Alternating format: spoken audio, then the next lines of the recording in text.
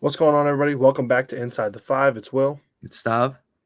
And today's episode, we're going to be having our Inside the Five draft special. We're going to cover all things NFL draft, go through, make some of our predictions, get a top 10 going. And Stav's going to go through some of his pre-draft rankings. And he's done a lot of research and he's excited to share. What do we say? Absolutely, I am. It's been a long off season up to this point. This is one of the most exciting times of the year. We're not going to talk about NBA playoffs, NHL playoffs, baseball, anything. We're just here to talk about football. I'm excited. Let's do it.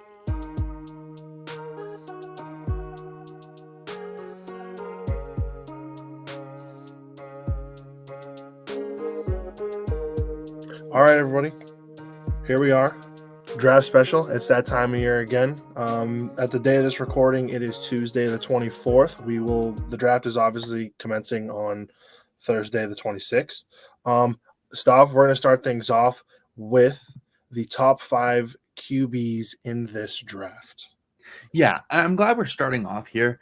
It's been a weird combine season, right? Where people have shot up in the rankings for no particular reason. I remember at the end of the college football season, the top 3 was in unison of Caleb Williams, Stern at number 1. 2 and 3 were switched between Drake May and Jaden Daniels. Bo Nix and Michael Penix those were 4 and 5. But now, for some reason, JJ McCarthy shot up to possibly being the second overall pick in this draft. And for me, that really does not make any sense. And I've started doing my research back in like legit research. Obviously, I watch college football games, but around January, middle of January, I'm sitting here and I'm going through the film, and the top 5, I don't have Bo Nix and I don't have JJ McCarthy. I think personally, we'll get to boom or bust a little later. It makes no sense to me why JJ McCarthy's in the top 5. So let me start off, obviously, with number 1. Actually, no, not obviously. This is a little twist. I have Jaden Daniels as the best quarterback in this class. His size and his speed make him an elite quarterback in the NFL. I think that he's next level ready, and I think he has the leadership qualities to excel in Washington, where he probably will be picked. And Jaden Daniels took the college football world by storm. He's one of the most unpredictable Heisman winners that we've seen in recent history. No one thought that he was going to win the Heisman this year. And he threw for 3,800 yards, 40 touchdowns in the air, and he ran for over 1,000 yards on the ground with 10 touchdowns as well. He's a dual-threat quarterback, the best dual-threat quarterback we've seen since Lamar Jackson coming into college, with a better arm than Lamar Jackson had in college.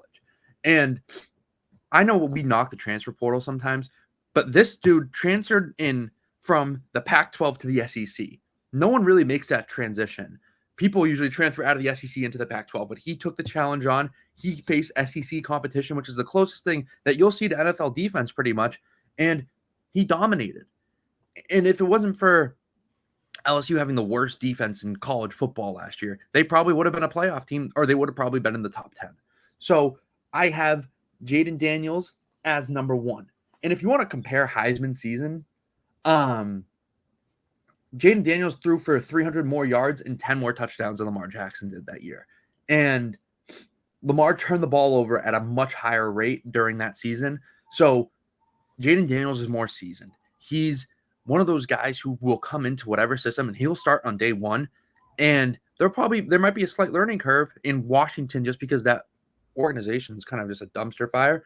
But he is what they were looking for with RG3 back then. But he can sling it, and he has great pocket awareness. He doesn't panic when the pocket breaks down. He knows where to go.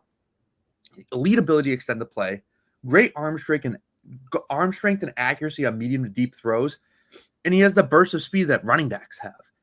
And he's pro-style leadership, calm under pressure, tall frame, and he goes through his progressions. Obviously, with Brian Thomas and Malik Neighbors on the outside for them last year, he excelled in that situation. I mean, as most would, those are probably going to be 2 top 10 pick wide receivers, but he made them both look amazing. Prior years, they weren't looking like that without Jaden Daniels, and he steps in, and they're both going to get drafted in the top 10. So Jaden Daniels, in my opinion, makes everyone else around him better, makes organizations better, and he steps up to the level of competition when he's needed to, and he does it well. So obviously, no perfect there's no player that's perfect, right? So there's some things he does need to work on that do kind of concern me a little bit. First thing is he needs to learn how to slide because he took some big hits last year. I don't know if you remember like the Alabama game, he got a concussion. Yeah.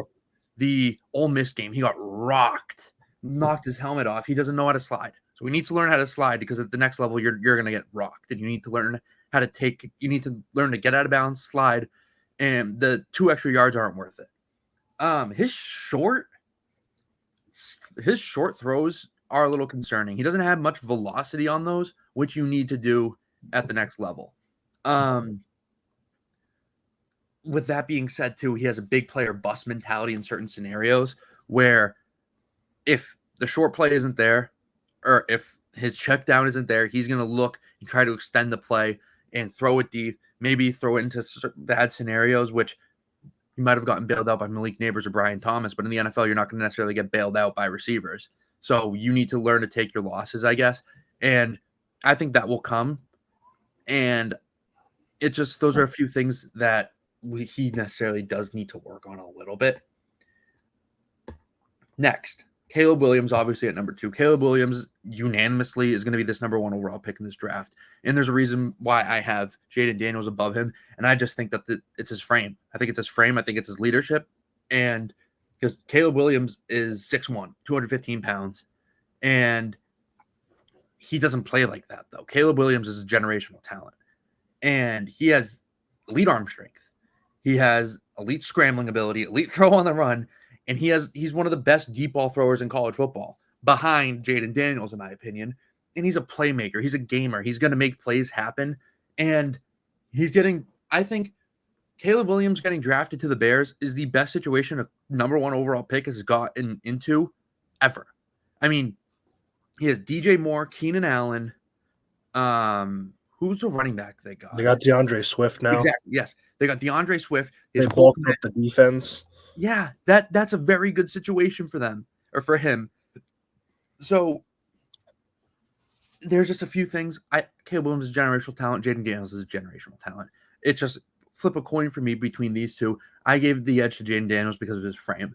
So obviously I can say basically everything I said about Jaden Daniels for Caleb Williams minus the running ability, I think that Caleb Williams, if I were to compare him, he reminds me of a Russell Wilson early days Seattle, but with better arm strength. Where Russell Wilson, obviously, when he threw the deep ball, that was a fly ball in the center field. Like that thing went 50 yards in the air. Caleb Williams is going to throw it on a zip. So he's a generational talent. I mean, the Bears are going to be they've never had a 4,000-yard passer in their entire franchise history. The Bears have never had a 4,000. Not in a single season. So Caleb Williams will probably do that this year.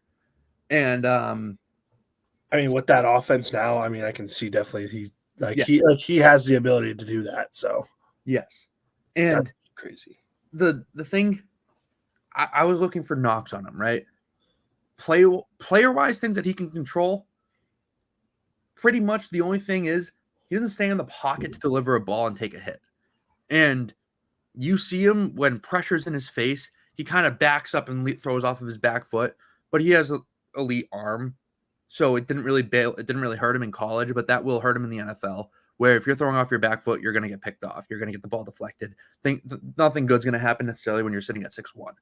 So for the controllable aspects, that's the only thing. I compared his pro comp was prime Russell Wilson. That's that same player build, elite scrambling ability at the time. That's who I see it. And I'm giving him, I forgot to give Jaden Daniels his draft grade, but I'm giving Caleb Williams a 9.1 draft grade, and I gave Jaden Daniels a 9.2. So back in January when I was making this list, they were neck and neck, and really nothing separated them since or derailed either of them. So number 3, this is also a little different. I have Michael Penix as the third best quarterback in this draft. I have him ranked above Drake May. So he's sitting at 6'3", 213 pounds. So he's a super senior. He's been in college for 5 years, and he's 25 years old, turning 26. So he is older. He's kind of seasoned, as I said about Jaden Daniels. And things that kind of made me think Michael Penix is going to be this guy and be a really good quarterback at the next level, his elite arm strength. You see every single Saturday against those Pac-12 defenses how he's just airing the ball out 50 yards down the field to Jalen Polk or Rome Odunze, who's going to be also a top 10 pick. He has deep ball accuracy like I haven't seen out of a lefty in quarterback in college in a while. And outside the numbers, he can hit. He knows exactly where to put the ball between the numbers and the sideline. And I think probably the best in this class in that. And he has a quick release. That is one thing that knocked Drake May is the quick release, because Michael Penix gets the ball and he gets rid of it. He has really good accuracy in the short and medium range. He can get the ball in the middle of the field. And when you have to get the ball outside the numbers, you need a quick release because the defenses will react. So he has that quick release and he has a pretty good velocity on the ball too. He has a good fastball. And the ability to read defenses and go through his progressions.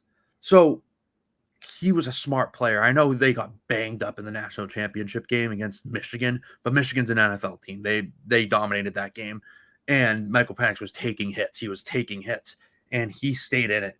And he sent out a letter last week to NFL teams, and he was like, "If you're concerned about my injury history, I'm fine with you guys doing whatever scans you need to, MRIs, to see that I'm healthy. But the only thing that you need to do is a PET scan to measure his heart."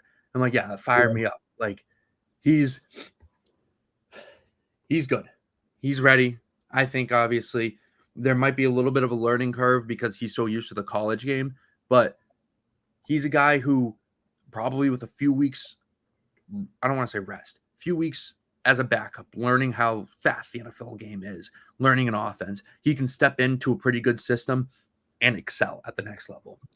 And obviously his injury history, we kind of mentioned that before. He's not a good scrambler. Throwing under pressure, I added that just because the national championship, how much he was getting hit. So if he's getting hit a lot, his throw motion, he kind of gets scared a little bit. And I mean, obviously that's the case for most quarterbacks, but I want to see him step into the pocket, take a hit, and deliver a strike, because in the national championship, they were missing that. I know there were a few drop balls. And throwing receivers open is one of those things that he'll probably need to do at the next level. And we didn't really see him do that in college because Jalen Polk and Rome Odunze were always just wide open. So he never had to throw a back shoulder ball in tight coverage. Touch on the ball too. He only throws a fastball. He needs to add a little bit of loft, and that's pretty much it with him. I think he's a safe option. I think for a team that knows that they're going to be in a pretty good spot, like the rest of the roster wise, I think Michael Penix is a good option to sit for a year and come in, or sit for a few weeks and come in and excel for an NFL team. All right, Drake May, number 4. So obviously this is probably where the Patriots are going to pick. And I'm just going to talk about our concerns because, I mean, obviously everyone knows what he's good at. He's elite arm strength. He's tall, good frame, good runner. But he's turnover prone. He turns the ball over a lot against bad ACC competition. He doesn't have a good release. I know this kind of sounds like fucking 2K when I'm saying this, but like, he takes a while to get rid of the ball. And we've seen quarterbacks like that run into problems in the NFL, like Justin Herbert, like Tua, like Trevor Lawrence, and Mac Jones. And obviously, like, if he ends up being like Justin Herbert, that's a win for the Patriots. But 100%. The thing with the Patriots, they don't have anything else around Drake May, hypothetically, tomorrow when they're drafting, to make him better, right? Like, our offensive line is okay. Our receivers are bottom 5 group in the NFL, probably. And Hunter Henry's pretty good. I'll take that. Like, I was gonna say, if we're gonna, let's say, like, his ceiling right now, or player comp would be Justin Herbert type of player. I mean, Justin Herbert had Keenan Allen, Mike Williams, and he had Eckler, Henry, and Eckler when he got drafted. So, like, he got drafted into essentially almost a perfect situation, almost like Caleb Williams is getting drafted into right now, where he has guys that can make plays around him. We don't have that yet. There's still time. There's still plenty of time. But I don't know if, like, the plan was see who we get and build around him, which could work. Yeah. I agree. And it's like one of those, or listen, we'll get to the Patriots later. And I know I've been rambling, but Drake May has a very, very high ceiling, right? Like he literally looks exactly how Justin Herbert looked at Oregon. Like I'll compare the highlights, I'll compare the film. They're pretty much identical. And Justin Herbert's a pretty Same kind goddamn of build too, like that, like stocky, but a little tall. Yeah. I mean, Drake May is sitting at 6'4", 230 pounds. Like he's built. Same thing as Justin Herbert. And if we have Justin Herbert, I'm very okay with that. I think that's a very good situation for the Patriots. It's just we need the talent around him because it's just going to be Mac Jones 2.0 if we don't have anyone to throw the ball to. And I hate to say that, but it's just the truth. I mean, I'm sorry, KJ Osborne isn't a wide receiver 1 in the NFL. Demario Douglas is young. Kendrick Bourne's a wide receiver 3. Hunter Henry's a fine tight end. But, like, there's no weapons for him to throw to. It's like 3rd and 5. Who the fuck do you give the ball to? Like, I don't know. It's weird. And, like, I also, like, there's nothing, like, worse being, like, a Pats fan and you see, like, whoever our quarterback, like, is, right, working with, like, Juju Smith-Schuster, and it's like, oh, wow, they look great out there. There's no defense. He's, like, there's literally probably, like, a high school senior on Juju Smith out in, like, the middle of, like, Natick. Like, So I'm giving Drake May an 8.4 out of 10. And he's the most volatile quarterback in terms of ceiling and floor, in my opinion. Where I remember we spent we spent a lot of time on this podcast shitting on him. And after actually breaking down the film, he had a shitty offensive line at UNC, really bad. And they ran a pro-style offense. They ran a lot of RPO, and they ran a lot of spread, which you don't necessarily see out of ACC offenses. And that's a good sign going into the next level where they're probably going to have a lot of RPO with the new offense that they're installing. So I was excited to see that it won't be too much of a leap for him in terms of play calling. And then 5, this is the most shocking thing probably that anyone will hear. I have Joe Milton out of Tennessee as the 5th best quarterback in this draft. He is super athletic. He's a gunslinger. He's one of these guys who, I'm not saying he's a 1st round pick. I'm saying he's probably going to fall in the 3rd or 4th round. But whatever team takes him, he's a starting quarterback in the NFL if he's coached right. He has the best arm in the NFL draft. He has the best arm in college when he was there. His stats really didn't compare, and Tennessee was disappointing this last year. They were supposed to be a college football playoff team, and they didn't make it, and he struggled at times. But I think that he's better than Bo Nix. I think he's better than J.J. McCarthy.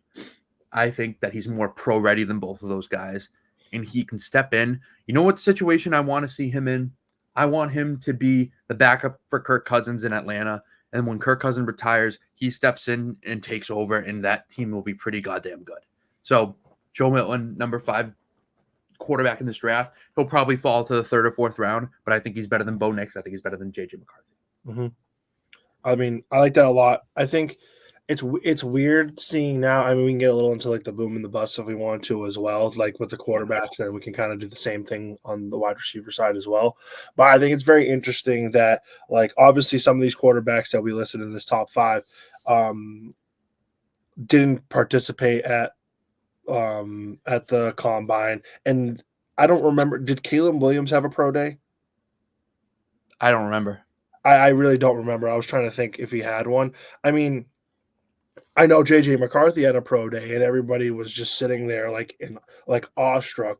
I mean, granted, he didn't like have to sling the ball at all really last year. Their running backs were like literally the best in the country. So when he goes out there and throws the ball on a dime for like 60 yards, everyone's gonna be like, "Oh wow, he can throw the ball too." Like, I you know what I mean? It's like weird because like now he's projected potentially like early 1st round when after the national championship he was probably a 2nd rounder. Like a team was gonna like to be fair, like as a 2nd rounder, great value for for his projection. Like as a team, like I don't even know like who I could even say off the top of my head. But like obviously, I think right now it's the Vikings that are looking to. He could go higher than that, I think, potentially. But it's He like at that point, it was like a team kind of like the Vikings, or even a team that doesn't need a quarterback. Like he's a great sit behind a guy for a year, and then he'll be good. so how I look at pro quarterbacks, especially coming from college to the NFL. What's the difference between JJ McCarthy and guys like AJ McCarron at Alabama in 2011 or Aaron Murray at Georgia in 2011? Like, Yeah. the thing is, those guys could throw the goddamn football. JJ McCarthy was protected at Michigan in big games. They didn't throw the ball. I remember the Penn State game I went to. They threw the ball 4 times. How like You watched a running back festival. yeah, like why if you have a top 5 pick quarterback potentially in JJ McCarthy, why wouldn't you let him throw the ball?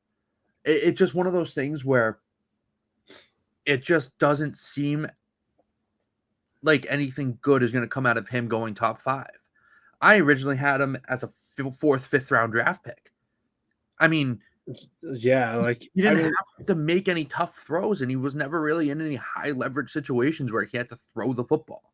They ran the ball. That's what they did. That's what their identity is, and it's nothing bad to be a system quarterback, but why it just baffles me because, okay, you look at Stetson Bennett last year, right? 5th round draft pick. No one really had a problem with that. But he threw the football. They threw the football a lot at Georgia. I mean, he looked great. Like, I mean, like, I'm going to be honest. Like, if someone who, like, I mean, he got drafted to the Rams, who, like, that's a weird situation in itself.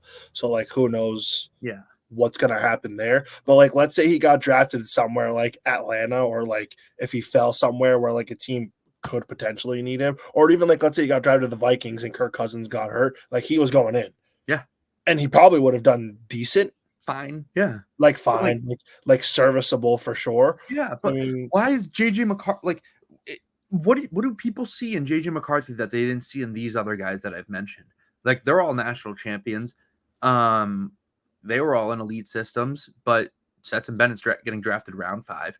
JJ McCarthy doesn't really have any intangibles that would make him look like he's a top 5 pick. I mean, they're saying that the Vikings are going to trade up to 4 with the Cardinals and get JJ McCarthy. Yeah, like that's just like I find that insane that like think about like I don't know, like obviously like never been in a war room, probably never will, but like hypothetically speaking here, if your organization trades up with the Cardinals for the 4th pick, drafts JJ McCarthy, and he's worse than what Kirk Cousins is, then did you win?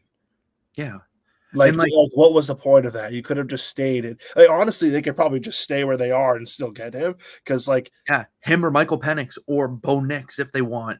Like, there are plenty of options somewhere else. I mean, all I got, like, I watched some of the highlights and some of the clips from JJ McCarthy's pro day, and what I saw was a glorified Zach Wilson. Yes. It doesn't make what it looked like. It looked like Zach Wilson's pro day, where he literally looked like a godsend throwing the football, and like, oh wow, he's going to be great. Don't get me wrong. When Zach Wilson had his good games, he looked pretty decent. Yeah. But like, is he? Not really. There's a reason why they just traded him. Like, yeah, like, I mean, and he's probably going to start. So yeah, shout out them. If he wears number 3, they won't have to get rid of any Russell Wilson jerseys. But that's true. The hype around JJ McCarthy makes no sense to me. It never has, and it never will. I mean, I remember writing this. He was projected to go in the 3rd round, 2nd, 3rd round. And I'm like, that's high. Why is he getting projected that high? And now he's projected to be a fucking top 10 pick. I know. And the odds back that up. Teams are saying that they like him. And it baffles me. I mean, this is why the NFL draft, like, what I'm curious as to what changed from the last game of the season until now. There hasn't been a game of football that's been played that JJ McCarthy stepped into. That's the thing. He he literally the pro day there was just no defense. Like when you're throwing on air, he threw a ball to a wide receiver on like a 50-yard streak. I'm not saying I can do that, but like so can everybody else that Yeah. just didn't participate in anything. Yeah. I mean, any quarterback at the college level should be able to do that. I Besides guess Boomer, he sucks, but I guess that just still proves the point at the end of the day. We mentioned it millions of times on previous episodes where towards the end of the NFL season and in the college football season where we were talking about JJ McCarthy and like how and also Caleb Williams and the people in that category were like, are they going to participate? I mean, if they do, it's only going to boost them. But we felt like for certain guys, it could lower their draft stock if they do anything bad. You know what I mean? Like Marvin Harrison Jr., there was no reason for him to step into the draft or to the pro day. He hadn't no, they were nothing like, to I prove. mean, they're gonna watch him run on like no defense or like Yeah. So there was no the reason for worst him to defensive player at Ohio State. Like it's not like he was gonna be going up against any competition. It was just him to show off footwork and hands ability. So like, yeah, there was no reason for him to do that. And so I think we're kind of in unison here. If JJ McCarthy goes top 5 or top 10, it's a bust. It's not a good move.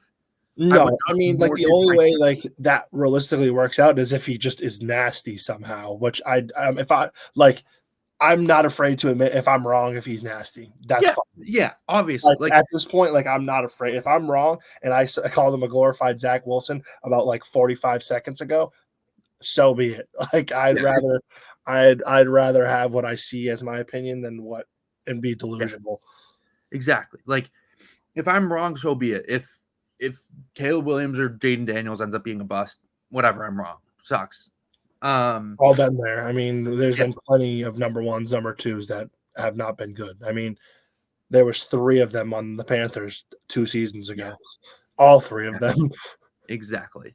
So it's all speculation. It's all what we see. These are all our opinions, and I think we have pretty good opinions. So next thing, we kind of mentioned potential trades.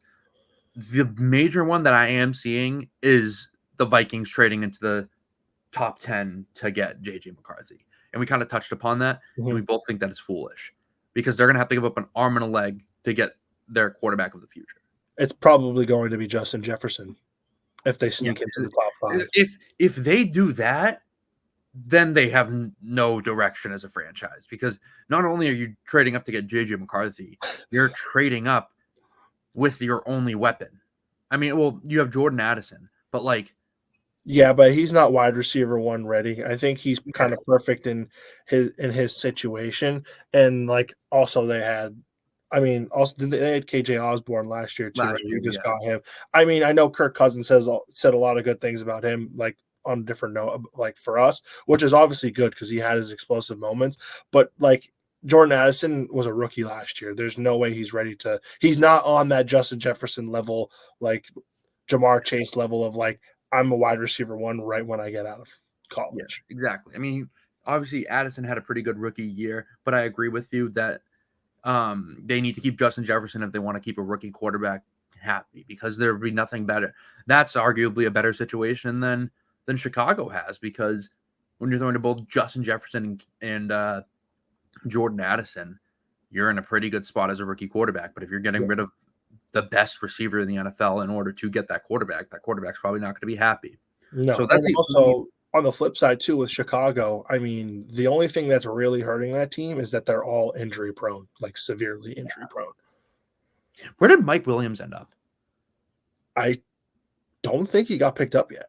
I could be really wrong on that, but I don't remember seeing him getting picked up because I don't think he's coming back on Jets. Time. He's on the Jets.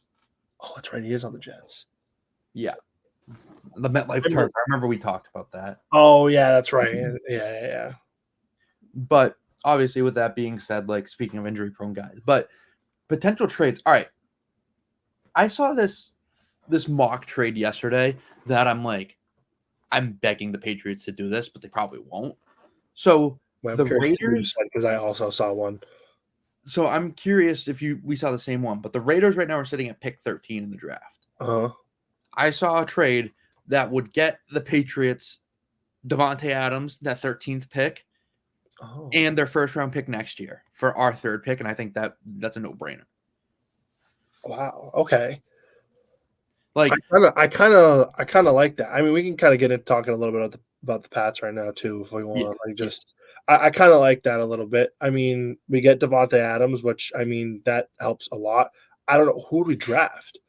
Probably Penix. like a Penix or Bo Nix. Yeah. I don't want Bo Nix, but I don't either.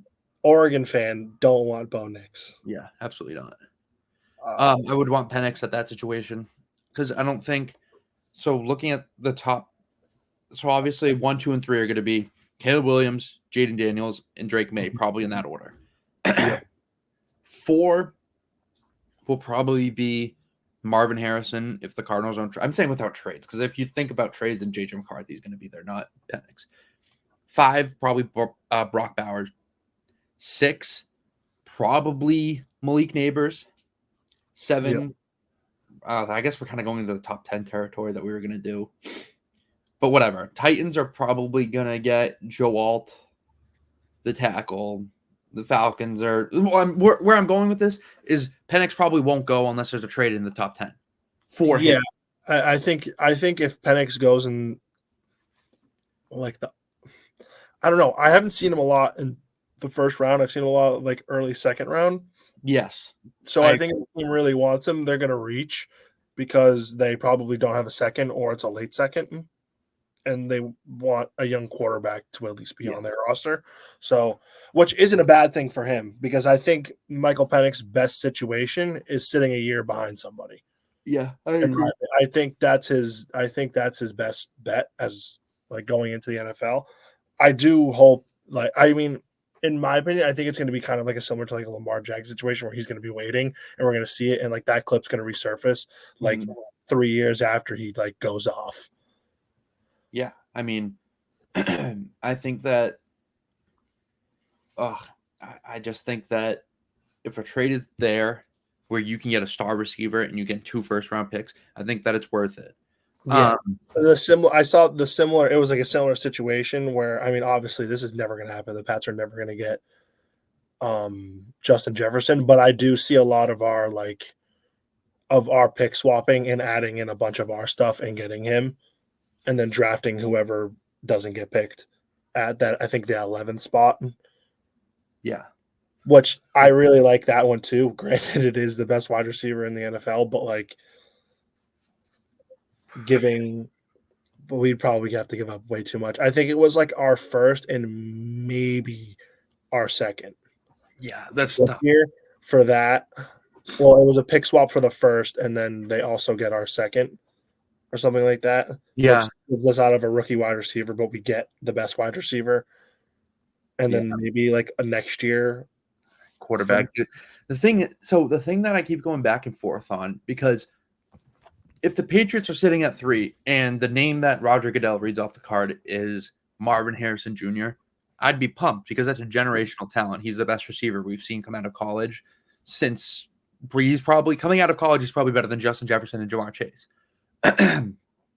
But who the fuck's going to throw him the football? So that's kind of the dilemma with that. Yeah. Who's going to give him the ball, especially long term? And we end up with Bo Nix. Yeah, but even they're saying like Bo Nix might go to the Broncos in round 1. So like there are potentially 6 quarterbacks that are going to get taken off the board round 1, with that like being the top 6. Like so, essentially, if we draft Marvin Harrison Jr., we're looking at like potentially Penix or like Milton. Yes, if we would have to trade back in because I think that the Raiders are going to go quarterback. So. Yeah, because a lot of teams are going to try to get because it's a stacked class. And next year the quarterbacks aren't that good. I mean, Carson Beck and Shedeur Sanders, like Deion Sanders is saying that Shedeur doesn't want to play for half the teams. So, with that being said, so obviously the same shit happened with Caleb Williams and how like that whole situation happened, and then like the Bears pretty much made it obvious. Well, they made it way more than obvious who they were going with, but like they're really working out together right now. So they pretty much already gave them the playbook. But obviously, we know the top 3 being the first 3 quarterbacks off the board are going to be Caleb, Jaden, and Drake May. Those are the first 3 quarterbacks off the board. But then, so those are going to be 1, 2, 3 picks in whatever order. But then 11, 12, and 13 if there's no trades, that's the Vikings, Broncos, and Raiders all in desperate need of a quarterback. So we can see 6 quarterbacks go off the board in the first round. And 11, 12, 13 very well could end up being J.J. McCarthy, Bo Nix, and Michael Penix. Mm-hmm. Like that's how I see it. And so if the Patriots don't get a quarterback at 3, that means you have to trade back into 11, 12, or 13. And with the cost of that, I don't know. And I don't necessarily know if it'd be worth it. I mean, if I'm the Patriots, you know what I'm doing? I'm taking Drake May at 3 if he's there. And then I'm giving my future to Arizona to get Marvin Harrison at 4, like Houston did last year. Yeah, I mean, give them your second round. Give them your second round pick. Give them your first next year, and your second next year. I think that I like that. I would totally do that. And then you have your wide receiver 1 for the next 10 years, and you have your QB 1 for the next 10 years. So that also, I mean, hypothetically, like the same situation that the Texans did, it put who did they trade with? The Cardinals. They traded with the Cardinals. It puts them in a predicament where they almost can't say no. Yeah. Because then let's say, I mean, they're going to draft Marvin Harrison Jr. probably regardless, but like still though, like you could probably get Rome Odunze. Yeah. I mean, even if I'm not saying just Marvin Harrison, you want to trade back in maybe to the 9th pick with the Bears, because the Bears, I mean, they probably want to get Rome Odunze, so you'd probably have to trade. I don't know where you would trade in, but if you can trade back in to, or take Marv and then trade with the Cardinals. Yeah, either or. Which then you put them in then they have to reach for. That's a great shout. I wasn't even thinking of that. Because then you put them in a corner and they don't know what else. Like, what else are they going to do? So then at that point, you just have to outbid whoever wants Drake May. So you'd probably have to outbid the Vikings for that 4th pick. Yeah. That's what it comes down to. And I think with your leverage, especially that second round pick, because how I like to say this, the top 5 picks in the second round are first rounders. And even on, we'll get to the next trade scenario with the Patriots, but second round picks after the first round become immensely more valuable because teams believe. So like, I'll get into this right now because it kind of plays into it. So I'm the Cincinnati Bengals or I'm the San Francisco 49ers, and I can't afford to pay Brandon Ayuk or T. Higgins because I'm going to have to pay everybody else, and we're looking to trade them. Hypothetically, someone who you would pick in the first round falls into the second round, and they're sitting there at day 2. The Patriots have the second round pick, or the second pick in the second round. You value that as a first round pick. So that pick becomes immensely more valuable. That's worth, I think, like you could probably get T. Higgins in a 3rd round pick for that second round pick, or T. Higgins in a 5th, or whatever it may be, or Brandon Ayuk. It essentially moves into a first round pick because there's going to be a lot of guys, in my opinion. I mean, it is every year, but I feel like the second round, I mean, you could say that about any draft year, that the second round is potentially one of the better rounds in the draft. But because there's so many rounds in the NFL draft, like the second round is probably going to be where a lot of the guys that we're going to see on NFL Red Zone every week popping off. Yeah, exactly. And other than like the quarterbacks and like the known guys. But like, I feel like the second round is where you're going to get that like running back that like, oh, wow, he fell here. Or like, oh my God, I can't believe like the Raiders took this guy the bottom of the second round, like should have been a first round pick. Yeah, exactly. Just random name, random team. But like, you know what I'm saying. The second round is for competitors to take advantage of the draft because you get a lot of the stopgap guys. You get a lot of the building, like the foundation pieces in the second round, like defensive linemen, outside linebackers, guys like that, safeties, who are going to end up potentially being day 1 starters on your team week 1 in the NFL that you get around later. So like I said, that second round pick becomes so much more valuable after day 1. But with that being said, obviously we're talking about trading back into the Cardinals, right? I think a dream scenario is if the Patriots end up trading back up to the 4th round or the 4th overall pick, and they end up getting their quarterback and wide receiver 1. you're looking at the best. That's like draft day type shit. I don't think that's gonna happen, but give them their first next year, your second this year, and give them your second next year. And if you can swing that with the Cardinals, fuck it. You know? Yeah, I mean, as of right now, I mean, obviously, I think it's a little bit of wishful thinking, but like, I don't see why something like that couldn't happen for us, just given our current situation. I Yeah. feel like we're just like as a young, we got significantly younger at every single side of the ball almost. Yeah.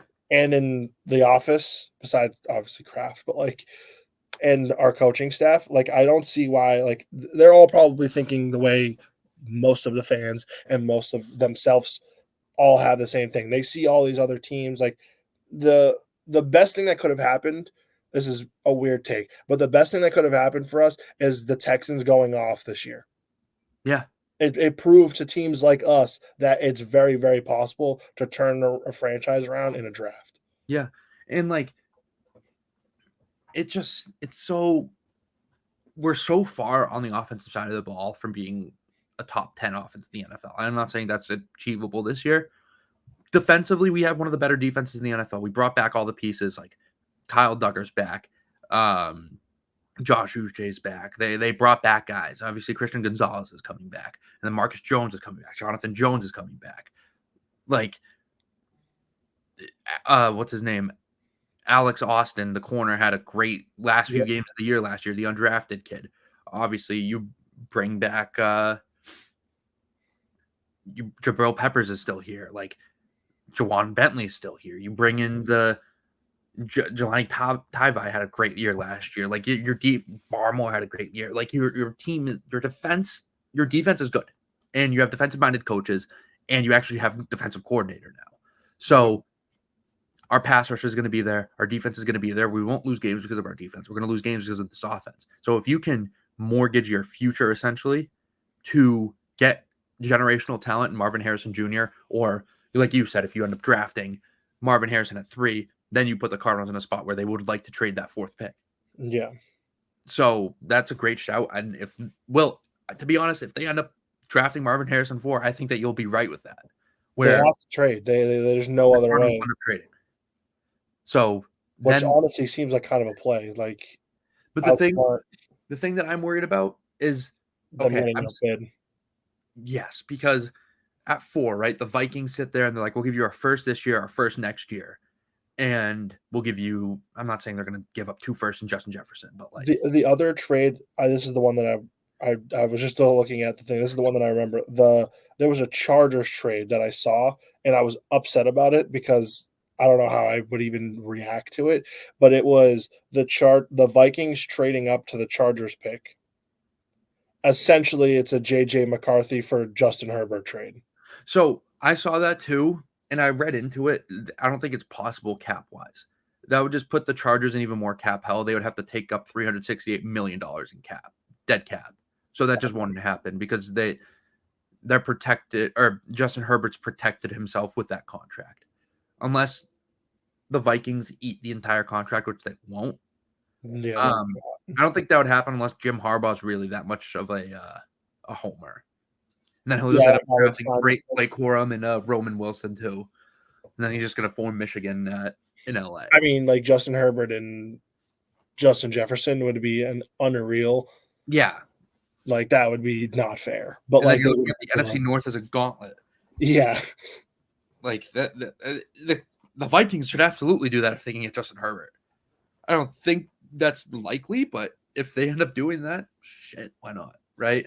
Yeah, like if that's a potential opportunity. I mean, that's like out of that's like out of the box for probably what we're going to see on Thursday, but it is I wouldn't rule it out there with new coach in seemingly them trying to get rid of kind of trying to start fresh. But I wouldn't see why Jim Harbaugh would get rid of him. No, I don't think they would have. I feel like they. I don't think he would have signed. I don't think he would have gone there if they didn't have a quarterback. Yeah, exactly. All right, so let's move on to talking about some receivers because we've been talking about Justin Jefferson. We've been talking about Marvin Harrison. So I'm going to rank them it's going to be a little more quick than the quarterbacks. I went more in depth. I'm just going to give the top 5 and we'll talk about it. So obviously, number 1, Marvin Harrison Jr., then Malik Neighbors, Rome Odunze. I have Brian Thomas, and then Adonai Mitchell from Texas. So that's pretty much consensus everywhere. Marvin Harrison's generational talent, but not too far behind him is Malik Neighbors. Malik Neighbors is a pretty goddamn good player, and he's going to be a good receiver in the NFL. He has an elite frame. He has elite hands. He's a great route runner. Those are all things you can't teach at the NFL level. And we saw Quentin Johnston last year run into problems where he's like catching with his chest, and you can't do that at the pro level. Then your hands aren't that good, and his route running isn't that good. And you know who I compare that to, who I didn't mention, is Keon Coleman from Florida State. I think Keon Coleman is a bust. If he goes in the first round, whichever team takes him, bust. Absolute bust. He can't run routes. He doesn't have good hands. He just relies on his height. And people might say, oh, this is just my Florida State bias showing. No. I think Johnny Wilson from Florida State's better than Keon Coleman. I have a very strong feeling that Keon Coleman is not a. I would probably rank him at 12 in this receivers draft, and a lot of people have him in like top 7. So that's kind of my 2 cents on that. Yeah, I mean, I also agree with you that Keon Coleman. I don't think. I mean, straight up bust, maybe. I definitely don't think it's going to be. I don't think he's going to compare to the others that he is currently being sort of compared to. I mean, I feel like he's in that similar situation where, like, I don't want to put him in a T. Higgins category because T. Higgins kind of has recently come up, but like, you know how like obviously he's been hurt in and out. We know how like his rookie year he kind of popped off for a little bit with Jamar Chase, and then kind of had like his ebbs and flows, just like anybody else. I think he's in a similar category where he's going to have his ebbs and flows, and eventually something's going to happen where like he's either going to go up or he's going to severely go down. Yes. I don't think he's going to be a consistent wide receiver. Yeah, the consistency is the key part with Keon Coleman, where he's not consistent in my opinion, and I don't think that he excelled. And that's kind of my little rant about the receivers, where I think everyone's supposed to be where they are. Another potentially good receiver in the draft is going to be Troy Franklin from Oregon. My concern with him is his hands, to be honest, which is kind of concerning for a receiver, but he's just a deep ball threat. I haven't really seen him do much in the intermediate. Okay, no, I take that back. He relies a lot on his speed. So that's why I said deep threat, but Bo Nix is a check down merchant. So Troy Franklin, if he's not hit wide open, I compare him a little bit to Tyquan Thornton, where if he's not hit in stride or if he can't make NFL adjustments. That's where I look at him, but he has potential to be very good in the NFL. Just because of his pure athleticism. So that's the receivers. I don't really think that there's anything else regarding them. So shall we we'll talk about a little bit more about the Patriots now without the trades. Yeah. We'll talk about trades. Officially, Patriots are sitting at number 3. Who do you want them to take? If somehow whatever happens between Jaden Daniels and Drake May, one of the two. I don't really see a world where we get Jaden Daniels at this exact moment, even though I've heard multiple reports that he really wants to come to us, but like Washington's just going to essentially steal him, or not really steal, but they just have the earlier pick. So like I don't think that's going to really play a factor. So we're probably going to get Drake May with that 3rd pick. And then with our 2nd round pick, I would love for us to draft a wide receiver. I don't really know who exactly would be available. I know in the mock drafts I've seen, we're drafting like a tackle.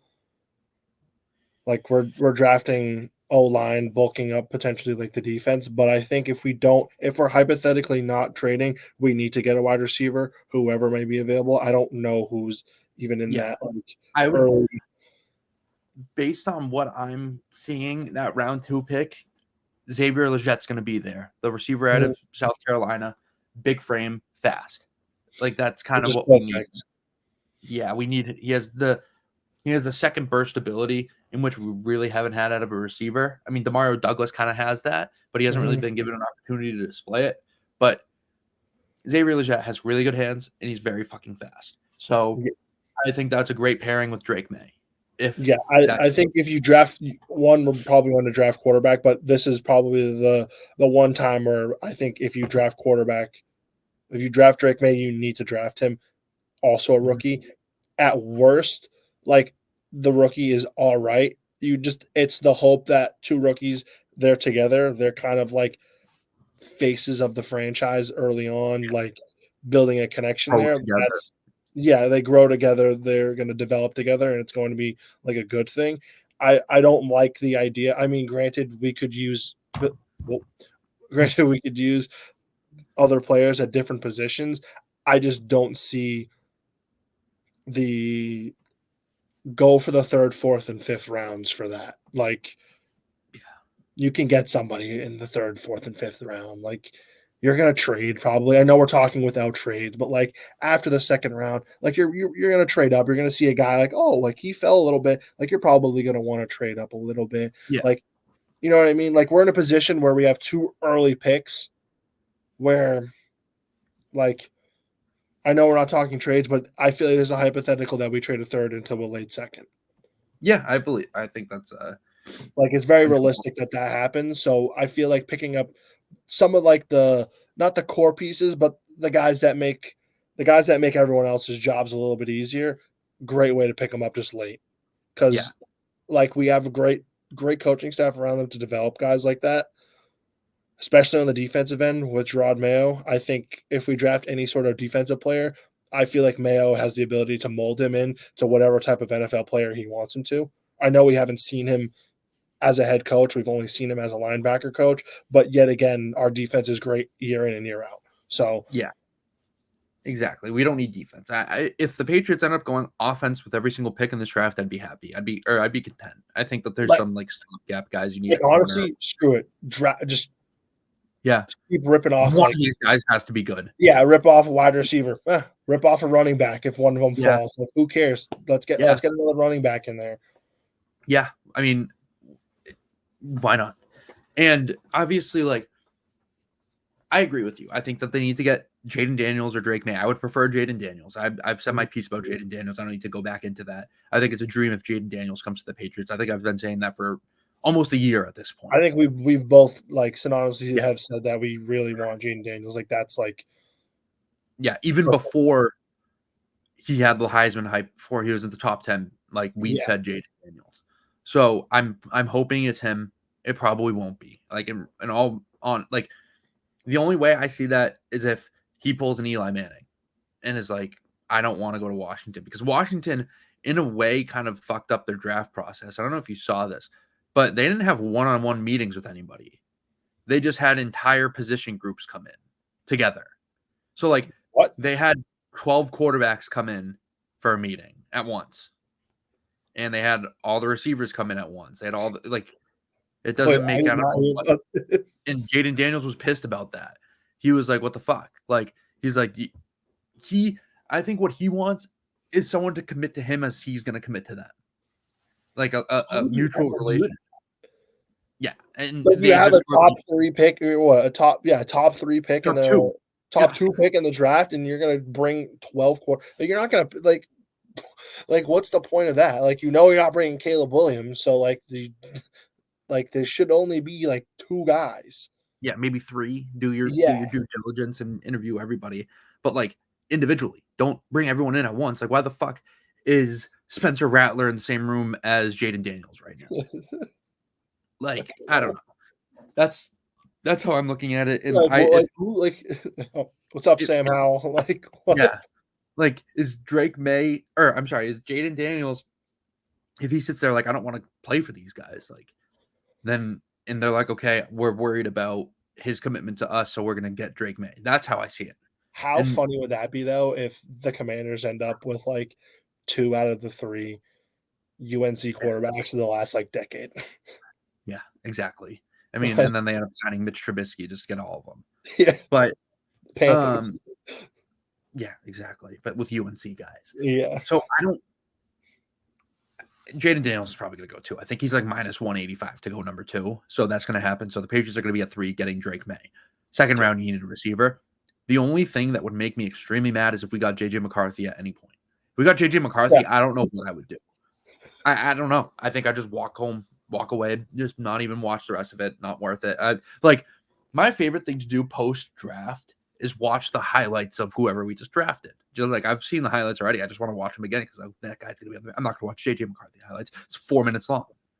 Like I'm it's a waste. I don't want to watch him handing the ball off 50 times. Yeah, like unless we get Blake Corum too, then I don't that think was another guy that I was gonna say in the second round. If we pick Blake Corum and we kind of like go for a later round wide receiver selection and kind of hope to hit someone later in the round, I don't mind that either. I mean, if we're going to be a young team that offense isn't really powerful, Ramondre Stevenson and Blake Corum as a dual head threat sounds awesome to me. Yeah, I mean, it's not. I mean, we have Antonio Gibson too, which he'll probably. I know we have like so many running backs. Yeah. So that the running back by committee is fine. That's what everyone's kind of doing now. Yeah. So it's just the quarterback. You got to hit a home run on the quarterback because the fans are getting anxious. People are really kind of throwing the sword at Kraft right now. Like, okay, you got to figure this out because his hit piece on Belichick really backfired on him. Like he's not.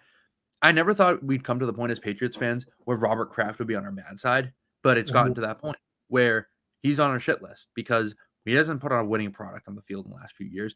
And he blamed Belichick for everything. And Belichick was the reason why we've had the success that we've had. Obviously, it's probably a mutual thing with Tom Brady just because the post Brady's whatever, right? But at the same time, what has he done to help this team, right? Like he hasn't opened up the checkbook for anybody. No, that one year that we went on the free agency spree when we got Judon, we got Nelson Aguilar, Kendrick Bourne, like that was kind of Belichick, like, okay, let's do this. Like Hunter Henry, Jonnu Smith, and most of those guys didn't pan out. Like Jonnu Smith didn't pan out. And then we got discouraged after that. I mean, like it is like I understand like open up the checkbook doesn't work, but like we have the ability to just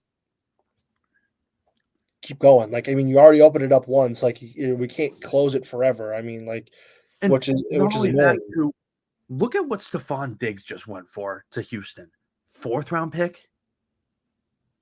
How do you not give up a 3rd round pick for Ayuk or T. Higgins? Like, exactly. They're so much younger, more talented. Like, yeah. And I think I'm a big, like, in my opinion, about if we're talking about the Diggs trade really quickly, good for the Texans, but I think he's done in 3 years. Yeah. Like this is probably going to be his last year of like elite production. Last year, honestly, he didn't really have a good season. I'm going to say he started off really good and then he just fell off a cliff. Yeah. And I think a lot of things played into that in Buffalo. I think that they fired their offensive coordinator in the middle of the year. They weren't playing well. It was a shit show in Buffalo last year. Yeah. And Stephon Diggs was a cancer in that locker room. I think that a good change of scenery is going to be good for him. I know. So that's probably where we're valuing him at a 5th round pick for. And obviously T. Higgins and Brandon Ayuk haven't been cancers in their locker rooms reportedly. Like everybody in the world wants Ayuk. Everyone in the world needs a T. Higgins. Like regardless of who your wide receivers are on your team, any team could use either of those names. Yeah, they're not but guys. Like the other, you're gonna have the but with a lot of people, but those two guys aren't really like what you're gonna get out of T. Higgins. You know what you're gonna get out of Brandon Ayuk. So my only concern with those two is them not having wide receiver 1 production because they've always been not overshadowed, but they've always had an elite outside guy counteracting their play.